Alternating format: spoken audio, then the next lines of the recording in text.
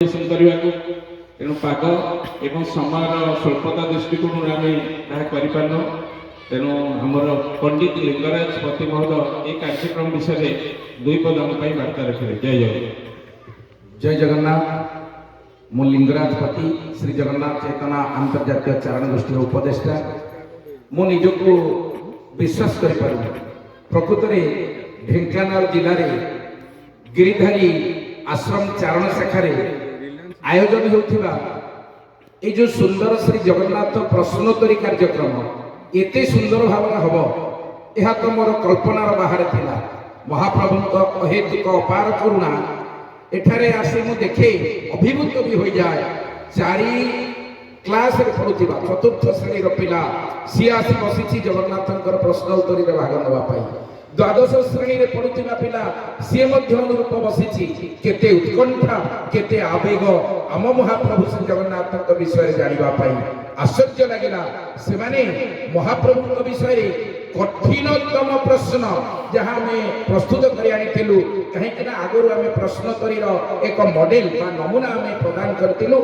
से पर्यायक्रम प्रस्तुति होते बोली आम एक कठिनतर प्रश्न तैयारी करूँ से उत्तीर्ण कर जा भाई कहले सत्य भाई जे 60 रु 70% चेष्टा करिसंती सठिक उत्तर देवाई। मुझे पितामाता जो पिला मानकर एठारे थिले तांको पितामाता को मो धन्यवाद दउछि एवं मु तांको एई अभिभावक माध्यम वार्ता दउछि। आपण माने जीवन रे केवल पिला मानकु सठिक आध्यात्मिक मार्ग रे गढ़ी चलंतु। जगन्नाथ होचंती लोक शिक्षार ठाकुर स्कंद पुराणर वैष्णव खंड रे पुरुषोत्तम महात्म्य रे महाप्रभु को विषय एमिति लिखा जाइछि। से क्षेत्र केमिति पवित्र से क्षेत्र केते महान एवं महाप्रभु आम मनुष्य भितर किबळी नारद लीला करुछंती नर शरीर रे पुरुषोत्तमाख्य सुमहत क्षेत्र परम पावनम जत्रास्ते दारतनो श्री समानुष लीलया। अर्थात दारु शरीर रे महाप्रभु मनुष्य भलिया लीला करी ये समग्र विश्व को गोटे वार्ता दौरान हे मानव मो ठारू सीख मु जा करुछि जदि निज जीवन रे प्रयोग करि दबु तू केबे असुविधा रहिबनो। मु तो आनंदर भंडार तू आनंदित हेबु।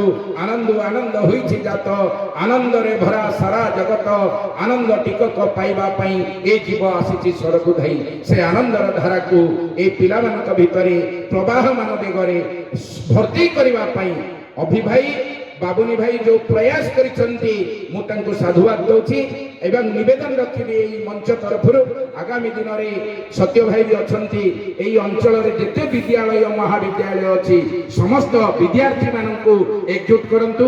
हमर अनुष्ठान संपादक डॉक्टर शुभेंदु भाई अछंती मु अनुरोध करिवे एठारे एक विशाल कार्यक्रम करा जिवो। डिजिटल क्विज माध्यम रे पिला मानक भितर श्री जगन्नाथ चेतना आमे प्रवेश करई तांको जगन्नाथंकर अनुगामी करी तांको आचरण रु आमे पिलांको शिखेले जीवन रे से धन्य हेबे एवं आनंद रे रहिबे सुख रे रहिबे जीवन रे विपत्ति आसीबो नाही। जय जगन्नाथ। बहुत सुंदर प्रयास पई पुनः अनुष्ठान को मो कृतज्ञता एवं साधुवाद जनाउछि। जय जगन्नाथ।